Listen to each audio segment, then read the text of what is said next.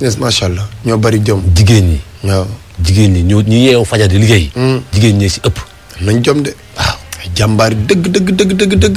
da laa la wax de. waaw ay jàmbaar dëgg. ci ñooñu sax Ndiaye. am na ñoo xam contacté nañ ma.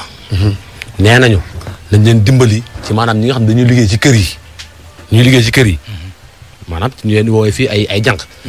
daf ci am ñoo xam ne weer bii nii ñu ngi tey la 16. fayee kooguñu. te ñu ngi jëm ci tabaski. ab rajo bu mag bu nekk ci Sénégal weer wii bii am na ñu ma envoyé. employé yu fa nekk yu ma envoyé ay SMS. naan ma abaa ndax lii mënoo leen ko xalaas ba tey fayee kooguñu ma ne loolu kii la quoi loolu diffamation la mënuñu koo def rajo bu mag. wallaahi rajo bu mag boo xam ni tey jii fu RFM teg ay magam mu teg fa magam. te fayagul ay employé am nii. waaw loolu jafe na de. wallaahi. loolu jafe na de.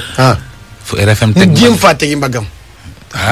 mu jéem fàtte gi mbagam. nañ leen lay maye de. abaa yàlla dina la may loo xam ne day.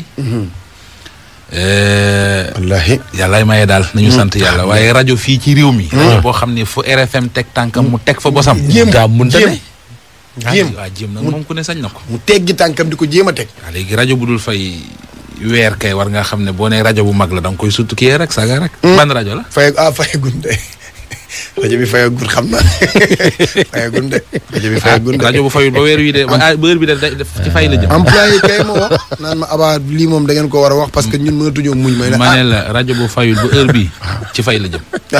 waaw dégg lii laay. Aba